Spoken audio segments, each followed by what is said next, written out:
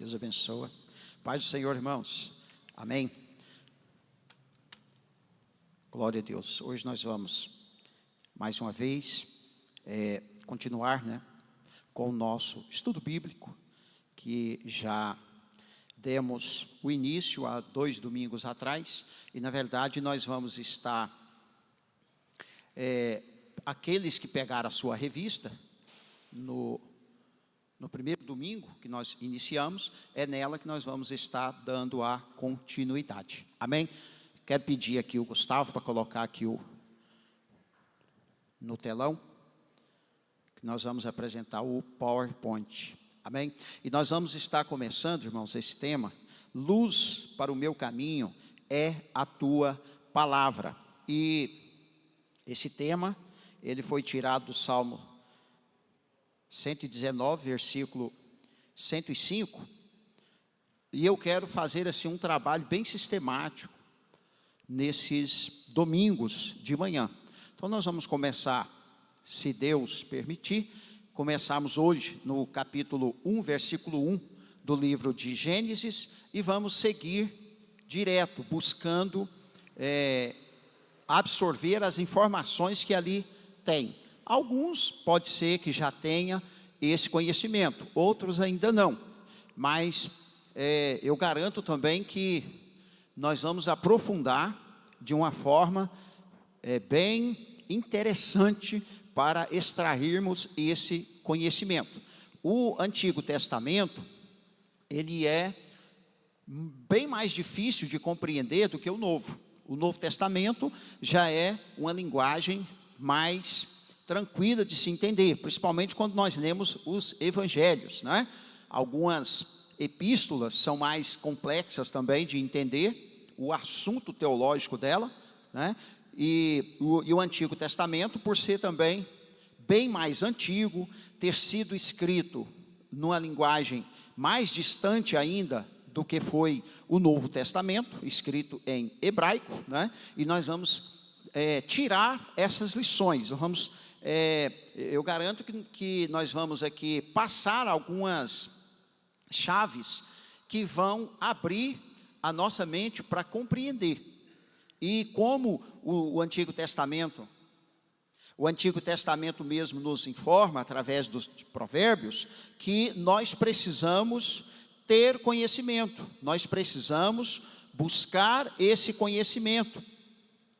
E Provérbios, quando ele fala do conhecimento, ele vai dizer que nós precisamos adquirir. Ele diz, adquira o conhecimento.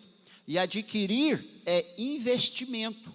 Precisamos investir no conhecimento, Já é aí uma informação, uma dica muito importante para todos que querem ter conhecimento. Se você não investir no conhecimento, você não vai ter. A sabedoria nós buscamos, nós recebemos de Deus, nós aprendemos a ter sabedoria.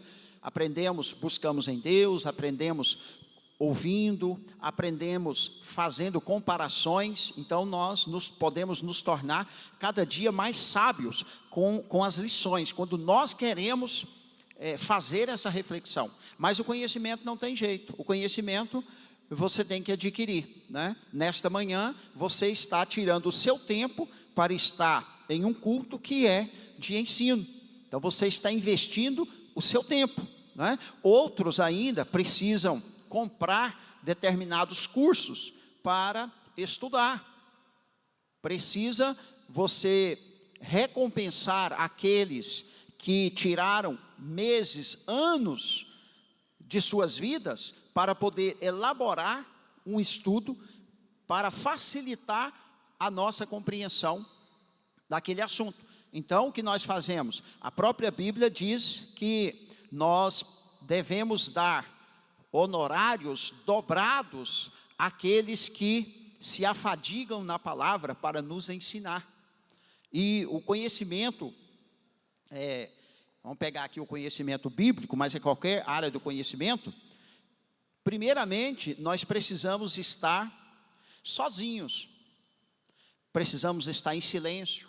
Não é uma aquisição que nós podemos fazer em meio a tumultos, a conversas, a agitações. Não, o conhecimento, ele é adquirido silenciosamente. Nós precisamos de um ambiente silencioso, nós precisamos de momentos tranquilos, esvaziar a mente de várias preocupações, né? Ou seja, você precisa ter na sua casa um lugar onde você vai reservar para fazer as suas meditações, onde você vai estudar. Você precisa ter um caderno de anotações, né? Ter os seus livros dos assuntos que você quer ter esse conhecimento, fazer marcações, né? Diz um grande mestre brasileiro na área do conhecimento, que para nós desenvolvermos o nosso conhecimento, não é possível fazê-lo só escutando alguém e nem só lendo um livro. Você tem que escutar, você tem que ler, mas você precisa fazer anotações, você precisa escrever, e depois você precisa pensar naquilo que você escreveu e naquilo que você ouviu, para que então você possa sedimentar esse conhecimento, ok? Os seus neurônios, né, vão fazendo essas ligações, e quando você perceber, você tem um conhecimento ali na sua mente, né? É aquilo que a gente escuta muitas pessoas dizer: não, eu sei, mas eu não sei explicar. Por quê? Está faltando esse outro passo. Você sabe para você, o conhecimento está interno, então você precisa agora fazer essas outras ligações cerebrais, para que você então coloque para fora. E isso não é de um dia para o outro, né? Nós precisamos de tempo, amém? Então, o que eu quero dizer, se você quer ter esse conhecimento bíblico, não abandone o caminho que você tem começado a seguir, de busca desse conhecimento. Pratique, desenvolva, caminhe, né? É uma jornada que é para a nossa vida toda a nossa vida. Os judeus, eles têm uma prática que é muito interessante, de fazer a leitura da Torá, que são os 5 primeiros livros da Bíblia.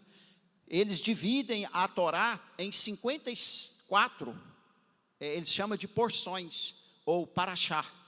Dividem em 54 partes. Essas 54 partes, elas são lidas uma por vez por semana, toda semana. Por exemplo, a primeira paraxá chama Bereshit, que é o livro de Gênesis, vai do capítulo 1 ao 6. Depois eles têm uma porção dos profetas, depois uma porção do Novo Testamento, Brit Hadashah. E eles leem o ano inteiro, e como eles têm o sábado, o Shabat, que é o sábado só para se dedicar ao Senhor. Então eles fazem esta leitura, e aí é quando eles vão para a sinagoga, é quando eles vão fazer a meditação, a pregação, que nós chamamos, naquela porção que foi lida durante a semana. E quando termina o ano, começa tudo de novo. Começa tudo de novo, né? Então, a Bíblia, irmãos, ela não é um livro para ser lido apenas. A Bíblia é um livro para ser estudado. Amém? É o que nós vamos estar começando. Moacir, coloca uma água aqui para mim, por favor. Eu já estou com a garganta aqui. Amém? Então nós temos aí o nosso tema. Luz para o meu caminho é a tua palavra. Vamos começar aqui em Gênesis. Eu quero trazer primeiro alguns conceitos, irmãos, tá? Algumas explicações primeiro, para que a gente possa organizar na mente e depois a gente seguir. Essa é a proposta, tá? Eu não quero já colocar vocês em um assunto que no meio de um assunto e depois a pessoa demora a pegar. Então por isso nós vamos começar bem do início mesmo. A Bíblia, ela começa então com os 5 primeiros livros, que são chamados de Torá, como nós já falamos, ou nós conhecemos da versão grega chamada Pentateuco, que quer dizer os 5 livros da Bíblia. O Antigo Testamento em hebraico é chamado de Taná. E Taná, ela é a junção de Torá, Neviim e Ketuvim. Ou seja, o hebraico original,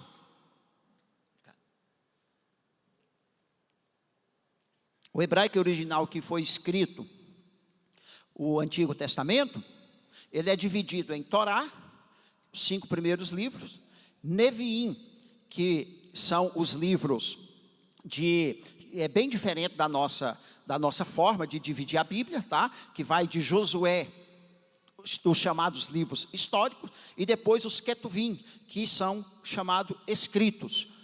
E nós dividimos em Pentateuco, livros históricos e profetas, tá? Então, o original do hebraico é bem diferente da Bíblia traduzida para nós, cristã. A Bíblia hebraica é dividida em 3 partes e possui, então, 24 livros. Veja só, se nós temos na nossa Bíblia hoje, você tem de Gênesis até Malaquias, 39 livros. No original hebraico, 24. São 24 livros, né? A Torá significa ensino ou instrução. E é chamado, por nós, da tradução grega, de lei, que vem da palavra nomos, ou nomia, que quer dizer lei. Agora, aqui, só para nós já entendermos, irmãos, que quando nós buscamos o sentido original, o quanto a nossa mente abre para compreender, de fato, o significado o qual Deus deu para os hebreus, para o povo que ele escolheu, para serem o representante dele na terra, né? Aqueles que têm a responsabilidade de transmitir os ensinos. Então, Torá significa ensino ou instrução. Mas quando essa palavra foi traduzida para o grego, ela foi traduzida de Torá para nomos, ou nomia, e que traduzido significa lei. Então, nós já percebemos que a palavra lei, ela não representa com autenticidade o original da palavra Torá. Por quê? Porque lei já parece uma coisa mais pesada, parece uma coisa assim, meio que imposta, né? E na verdade, quando nós pegamos o original, que é Torá, que significa instrução, olha só como que nós entendemos com bem mais clareza o significado. Instrução. Deus entregou a Torá para o povo hebreu, para que também fosse ensinado a todas as nações, para trazer instrução. Então a palavra de Deus, ela é instrução para nós. É ela que traz os fundamentos de Deus para as nossas vidas. Se nós quisermos ter conhecimento dos preceitos de Deus, nós precisamos então conhecer a palavra de Deus. Amém? Vamos lá.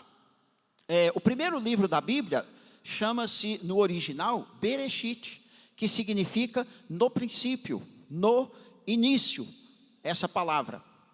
E hoje nós vamos então ver o primeiro dia da criação. Vamos começar no livro então de Gênesis, né? Bereshit, Gênesis, para dar início no primeiro capítulo e no primeiro versículo. Lembrando, irmãos, que quando nós falamos de capítulos e versículos, essa forma que nós temos hoje, isso só foi acrescentado nos textos, tanto no Antigo Testamento quanto no Novo Testamento, 2000 anos depois. Tá? O Antigo Testamento não tinha essa separação. Isso, claro que depois foi sendo organizado o livro, né, que nós temos aí, que era feito em rolo na antiguidade, não tinha essa separação. Então, com o tempo, claro, como nós temos hoje, os estudiosos que vão organizando, formatando esse compêndio de livro que nós temos na Bíblia, para facilitar encontrar os locais que nós queremos. Então, hoje, para nós, é fácil. Você vai no capítulo, no versículo. Mas, antigamente, não tinha essas divisões, tá? E aqui nós temos o primeiro texto, como é escrito em hebraico. Aqui eu vou colocar para vocês, quem tiver interesse, tá? E quiser até fazer o curso de hebraico, dezembro agora nós vamos começar o curso de hebraico no seminário. Quem quiser fazer, eu abro exceção para aqueles que queiram aprender sobre esse idioma, tá? Nós temos aqui então, ó, Bereshit, Bara, Elohim, et Hashamai, veet haaretz.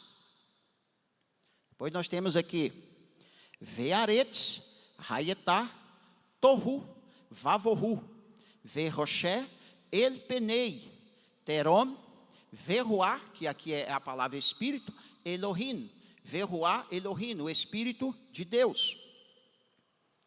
Merahefet, elpenei, ramai. Ou seja, o que nós temos aqui, no princípio criou Deus os céus e a terra.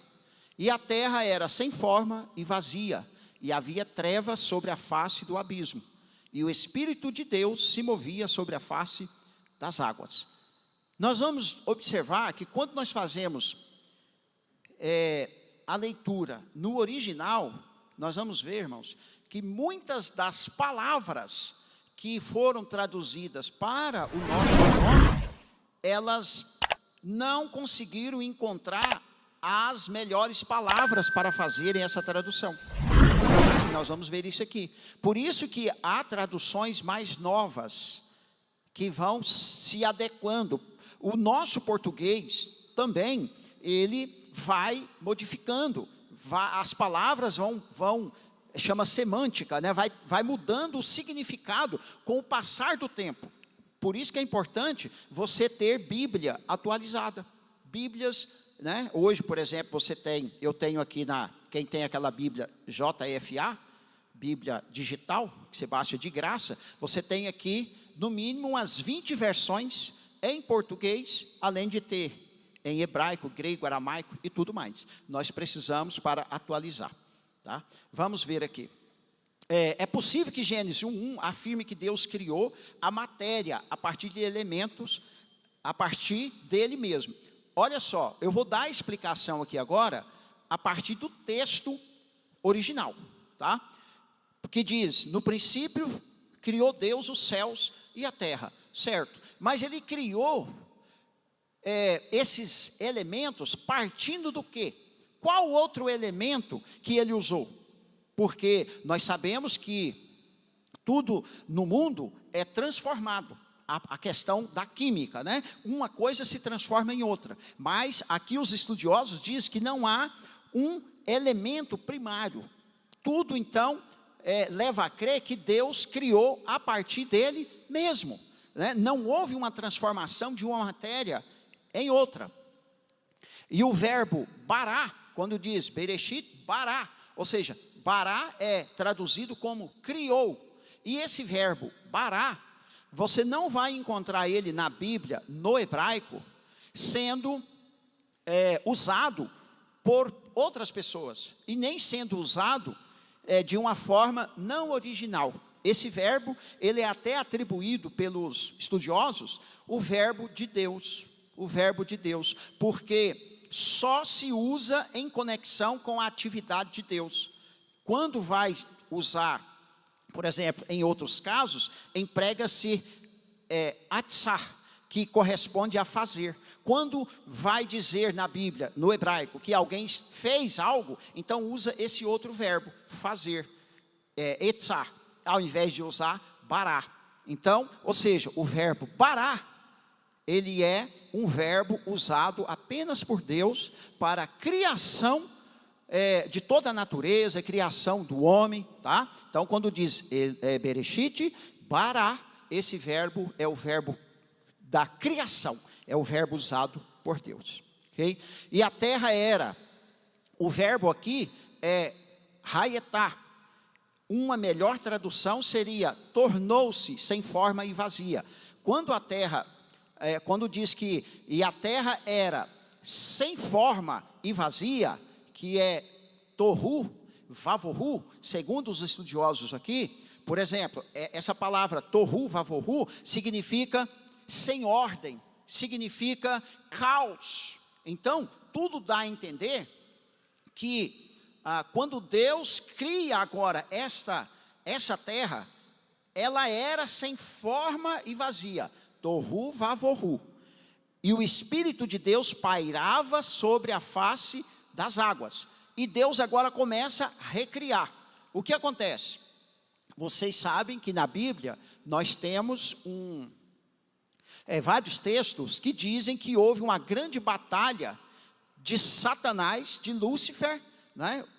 O anjo de luz que se rebelou contra Deus, contra os anjos de Deus. Quem já leu isso? Lembra disso, né? Pois é. Então, agora nesse instante em que Deus vai, que nós temos aqui nesse livro, né, no Bereshit, no Gênesis, em que vai dizer, e a terra era sem forma, né, Deus criou os céus e a terra era sem forma e vazia. O verbo aqui, melhor, não é que a terra era que a terra se tornou. Se tornou, porque o verbo aí seria então haetá. A terra se tornou sem forma e vazia. E qual a explicação que temos por trás? Exatamente essas conexões bíblicas, que a gente fica sem explicação, como que se deu, por exemplo, a morte dos dinossauros. Como que se deu, porque dinossauros existiu, sim ou não? Nós temos aí, os fósseis. Você quer uma prova maior do que essa?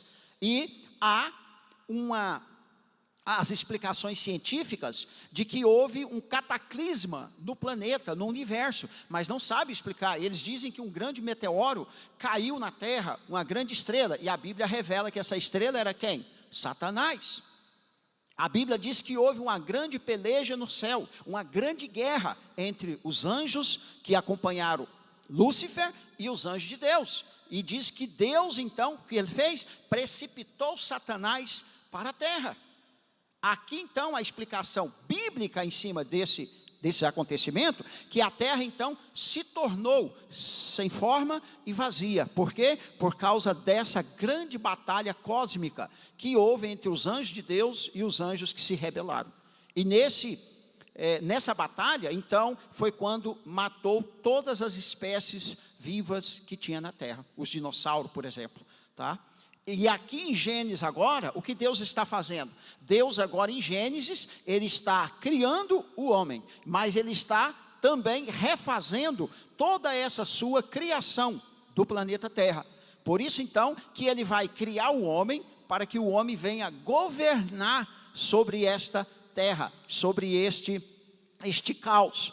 E aqui, quando o Espírito de Deus está pairando sobre as águas, Ele está fazendo toda a observação, para poder preparar todo esse caos que se tornou a terra, agora no ambiente para o ser humano morar. E então, ele vai começar com toda a criação aqui do primeiro dia que nós estamos vendo, né? O verbo tornou-se, indica um estado original, diferente do presente, no verso 2. Então, ou seja, se nós temos a terra era sem forma e vazia, então, esse era significa que havia um estado original. Havia um estado original, em que a terra depois se tornou sem forma e vazia. Tá? Os estudiosos dizem então que entre o verso 1 e o verso 2 pode ter se passado milhares, milhões, bilhões de anos, ou seja, a criação tem bilhões de anos e a ciência atesta isso.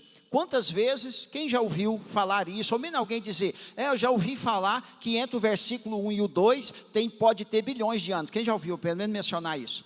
Né? Algumas pessoas já ouviu? Então, exatamente isso, porque a Bíblia, irmãos, ela tem muitas revelações que nós não conseguimos compreender, simplesmente pegando o texto ali e lendo. Né? Mas quando nós vamos fazendo essa comparação, e vamos olhando a forma original dos verbos, a forma original em que ela foi escrita, nós começamos então a ter uma compreensão maior de tudo isso, ok? Então, a explicação de dinossauros, de fósseis e etc. E de quando nós vemos o cientista dizer, isso aqui foi há milhares de anos, milhões de anos, não o ser humano, mas a terra e esses animais gigantes. Certo? Pode ter milhões de anos, não se sabe, isso não tem revelação. Outra explicação é que Deus não iria criar o caos e desordem, como indicado pelas palavras tohu, que quer dizer confusão, ou caos, vavohu, né? Vazia, sem a presença de Deus. Então se diz, a terra era sem forma e vazia. Será que Deus, e sem forma e vazia, significa isso? Confusão, caos, e sem a presença de Deus. Aí a conclusão que se tem, Deus não iria criar um ambiente dessa natureza, um ambiente de caos, um ambiente de confusão, tá? Isso não combina com toda a revelação da criação de Deus, que após o Espírito pairar sobre as águas, ele começa a trazer ordem em toda a sua criação, nos seus 6 dias, né? Colocando tudo em ordem, colocando tudo perfeito, como nós vemos hoje na natureza, como tudo funciona perfeito. Claro que muitas coisas, né? Inclusive esse calor terrível que nós já estamos sentindo, é devido à própria ação humana também, que tem destruído a criação de Deus. Mas Deus criou todas as coisas, perfeito. Vou andar um pouco mais rápido, porque hoje nós temos a ceia. A criação reflete a glória de Deus. Isso indica que a terra foi criada de uma forma, mas alguma coisa aconteceu que ela veio a se tornar sem forma e vazia. E uma outra interpretação para a terra ter se tornado sem forma e vazia é que diz que houve então a batalha angelical, que causou a extinção de toda a vida na primeira criação. Isso antes da criação do ser humano na terra, o que eu acabei de explicar aqui, né? A seguir, então, a nova criação para a existência de animais diferentes, de atmosfera diferente, deixando tudo com ordem para a habitação da nova criação de Deus. Amém, irmãos? Glória a Deus. Deus preparou o nosso habitar. Deus preparou o lugar para o homem residir, para o homem morar. Claro que depois que Adão também, novamente, é enganado, é persuadido, né, por Satanás, ele não foi obrigado, mas nós vamos ver isso, que ele quis aceitar o conselho da serpente, e deixando de lado o conselho de Deus, então, novamente, a natureza se corrompe, não conforme a primeira criação, e também a natureza do ser humano. Coisas terríveis vieram a acontecer após essa desobediência. E havia trevas, não escuridão, dizem os estudiosos. Quando diz havia trevas, mas presença do mal, o agente que possibilita o mal a existir. Até o mal, forma personificada, foi Deus quem permitiu, porque nada pode existir à parte de Deus. Então, por exemplo, quando nós vemos e falamos sobre o mal, no sentido da personificação da pessoa de Satanás, né? Satanás, ele não faz nada sem Deus permitir.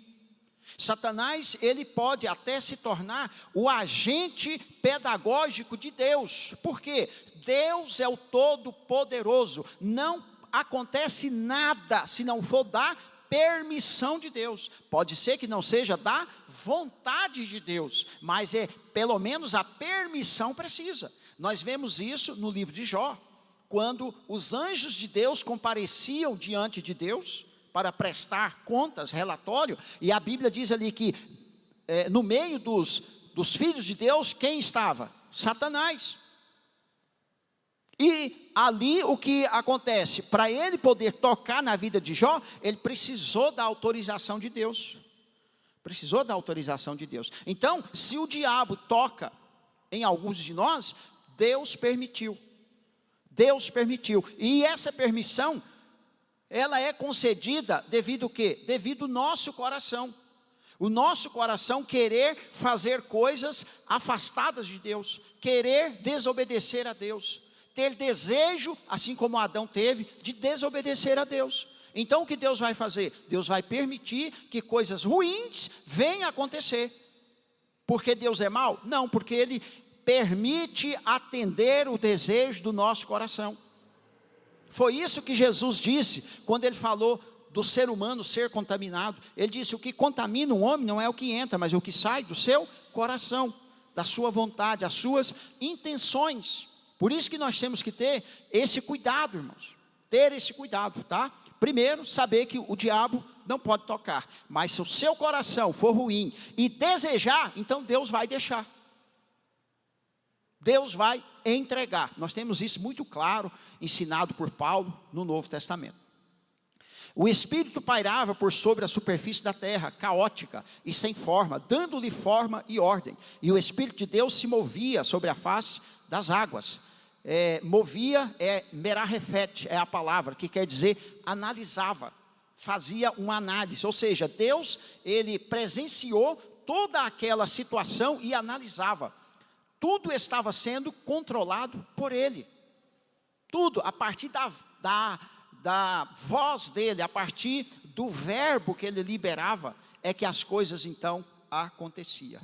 Amém? Agora, a gente percebe que Deus é um Deus bastante democrático. Ele é um Deus que ele é livre, e ele deseja que suas criaturas também sejam livres, ou seja, tenham livre arbítrio, né? Mas o que ele mais quer, que este livre arbítrio também seja consoante a sua vontade. A vontade de quem? Do nosso Criador. Seja segundo aquilo que ele determina. E Deus, sabendo o que é melhor para nós, sabendo como nós somos vulneráveis a cair na cilada de Satanás, desse mundo, então Deus, ele cria mecanismo. Nós temos a Bíblia, nós temos o Espírito Santo, nós temos o próprio Satanás, que Deus vai permitir, para quê? A fim de abrir os nossos olhos, a fim de que nós, em meio agora a essa terra, né, caótica, a essa terra, debaixo dessa maldição, mas que você tenha a proteção de Deus na sua vida. Glória a Deus, amém? E em seguida Deus dá uma ordem, dizendo, Ieri or, quer dizer, haja luz. A partir daqui então começa a criação de Deus. Vairi Elohim, Ieri or, Vairi or. E disse Deus, haja luz, e houve luz. Essa luz aqui também, nós vamos ver um grande mistério dela, né? E disse, a palavra é uma emanação em forma de luz que sai do próprio Deus, como força motriz que vai trazer ordem e vida ao caos que estava sem forma e vazia. Então essa palavra de Deus aqui, haja luz, haja uma ordem agora, haja um novo restabelecimento, haja agora transformação. Essa palavra de Deus aqui começa a agir, começa a mudar a circunstância de toda aquela terra, tohu vavohu, sem forma e vazia, para trazer uma forma agora diferente, trazer uma forma de harmonia, uma forma agradável, né? Tanto é que Deus vai criar primeiramente o que? O jardim, né? O Gran Éden, para colocar o homem ali naquele lugar de delícia. Éden significa delícia, jardim de delícia, aonde o homem estava colocado. A primeira ordem de Deus foi que sua luz, presença no mundo, né, a presença no mundo físico, fizesse parte de toda a criação, e ele chama de Tov, ou seja, boa. Cada dia da criação Deus termina, e viu Deus que isso era bom, né? Tov, Deus viu que era bom. Tudo que Deus criou estava em perfeita harmonia com a vontade dele. Tudo era bom, tudo era perfeito. Assim, quando vemos em cada etapa a frase, viu Deus que era bom, que era Tov, pode-se inferir que a luz do eterno estava presente como uma força motriz em toda a sua criação. Aleluias, glória a Deus. As pessoas, irmãos, mesmo não tendo a revelação especial do Espírito Santo nas suas vidas, elas olham o universo e dizem, que beleza, que obra maravilhosa, que coisa esplendorosa é a criação de Deus, né? O próprio ser humano, a estrutura do ser humano, coisa tremenda que jamais vamos conseguir entender, nem o universo criado por Deus, e nem a própria natureza e estrutura humana. Mas o que é isso? É a luz de Deus criadora. E como Deus é um ser infinito, Deus é um ser intranscendente, significa, nós não podemos chegar até Ele. O máximo que nós conseguimos da presença de Deus, foi Cristo, Jesus, que se encarnou e veio até nós, e o Espírito Santo nos inspirando, nos iluminando. Aleluias. E viu Deus que era boa a luz, e fez Deus separação entre a luz e as trevas. Então, uma vez que Deus viu que a luz era boa, imediatamente, lembra que nós falamos que as trevas eram o mal? Deus vai separar agora. A minha luz não vai misturar com o mal. Não é aqui o dia, não é o sol, porque isso só vai ser criado lá na frente, essa separação, tá? Essa luz aqui não é o sol vai ser criado no quarto dia. Essa luz é um dos maiores mistérios da criação de Deus. Aqui, muitos estudiosos vão dizer que esta luz, Deus cria a luz e em seguida a esconde, e fez Deus separação entre a luz e as trevas. Eles vão dizer que esta luz, na nossa linguagem mais perto de nós, seria então o Espírito Santo. Tá? Seria essa palavra, o verbo, é Cristo. E Cristo, no Novo Testamento, nós vamos ver ele dizendo, né, Jesus dizendo, eu sou a luz desse mundo. Quem anda comigo não se perderá nas trevas. O que Jesus está mencionando? Isso aqui. Deus é luz. E Jesus, sendo o verbo de Deus, ele é esta luz no mundo. E ele diz que quem anda com ele não se perde nas trevas. Quem é as trevas? O mal. Quem anda com Jesus nesta luz é iluminado. Por isso nós estamos falando, luz para o meu caminho é a tua palavra, aleluias. É a palavra de Deus para nos iluminar. Então, irmãos, nós percebemos que a palavra de Deus, a Bíblia, ela deva ser estudada. Quando Moisés recebeu a lei de Deus, e ele levantou a tribo de Levi, você pode olhar nos livros de Samuel, que existia naquele tempo as chamadas escolas de profeta. Os levitas, eles eram, hoje muita gente quando fala levita pensa que é só cantar. Não. Se você ler lá, a designação do levita era cantar, isso foi bem depois. Primeiramente era montar e desmontar o tabernáculo, e carregar o tabernáculo. Depois servir como sacerdotes, né? Aquele que foi escolhido, primeiro Arão, como sacerdote, tá? Depois eles tinham a incumbência de quê? Ensinar a lei, ensinar a Torá para todos. Então eles tinham as escolas.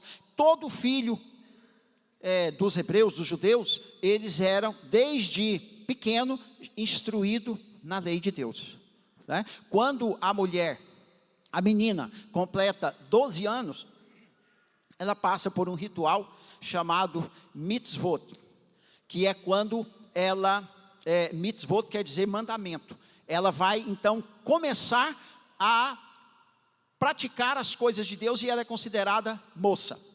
E o menino, mitzvah, que é aos 13 anos, ele vai passar por uma cerimônia também, e os homens, a partir desse momento, ele vai ter direito de ler a Torá na sinagoga, e ele vai poder estar junto com os homens na sinagoga, enquanto antes não podia, tinha uns lugares reservados. Lembra de Jesus, que aos 12 anos ele é encontrado no templo, também questionando sobre a lei? Exatamente, porque Jesus já tinha essa autoridade dos mandamentos para passar por esse processo. Amém? Vou estar caminhando aqui e nós vamos estar encerrando, que não dá para nós nem concluir o que temos aqui. Os rabinos antigos entendiam que essa luz foi escondida para os justos no mundo vindouro. No livro de Provérbios diz assim: a verdadeira sabedoria Deus reservou para os justos. Para os justos. Observação, esses detalhes só é possível perceber em hebraico.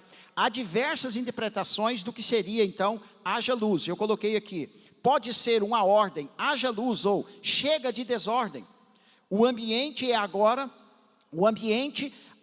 não estaria debaixo da antiga ordem de trevas e de caos. Deus reorganizaria tudo e fazia essa separação de trevas e luz. Certo? E nós vemos isso muito ensinado no Novo Testamento. Não tem comunhão a treva e luz, ou seja, o mal, aquilo que é o mal e as coisas de Deus. Não tem como. E foi a tarde, a manhã e o primeiro dia. Aqui então nós vamos concluir o primeiro dia, porque nós temos a Santa Ceia, mas nós temos muita coisa para nós estarmos vendo. Tá? E a partir dessa primeira compreensão, nós vamos começar a entrar nos detalhes dessa revelação de Deus. Aqui nós podemos então perceber que o dia Ion, no hebraico, não se refere ao primeiro dia ou ao período de 24 horas, pois o sol, a lua e toda a rotação terrestre ainda não existia. Tá? Então aqui não é o dia, isso vai ser criado lá no quarto dia, quando Deus vai criar a lua, criar o sol, e vai fazer essa separação de dia, como nós vemos hoje, né? Então, concluindo aqui o primeiro dia, haja luz, resplandeça a glória de Deus, ou seja, toda a criação deverá resplandecer a luz do Criador, manifestar a sua presença. Glória a Deus, aleluia. Haja luz, é isso, irmão. É Cristo se manifestar em nós, é a luz do poderoso se manifestar na nossa vida. Haja luz onde você for, haja luz no que você fizer, haja luz em todos os cantos da sua vida. É isso, é a presença de Deus em nós. Esta luz não é ainda plenamente contemplada na criação, ela está presente de forma oculta, nos lembrando da missão primordial do homem, servir como lâmpada para fazer com que a luz do Deus Criador resplandeça no mundo, transformando-o e reinando-o em sua habitação. Glória a Deus, pode dar um aplauso ao nome de Jesus? Aleluias! Irmãos, essa é a nossa missão. Se você já recebeu esta luz, através de Cristo que veio na sua vida, agora a nossa missão é também levar esta luz. Nós somos portadores da luz de Deus, né? Para que outras pessoas possam também enxergar aquilo que Deus já nos deu condições de enxergar. Louvado seja o nome de Jesus. Que Deus abençoe. E eu vou parar aqui, quero passar a pastora Maura. Nós vamos estar passando para a ministração da Santa Ceia. Deus abençoe. E também agradeço o irmão Edson pela direção dele aqui. Foi uma bênção. Que Deus abençoe.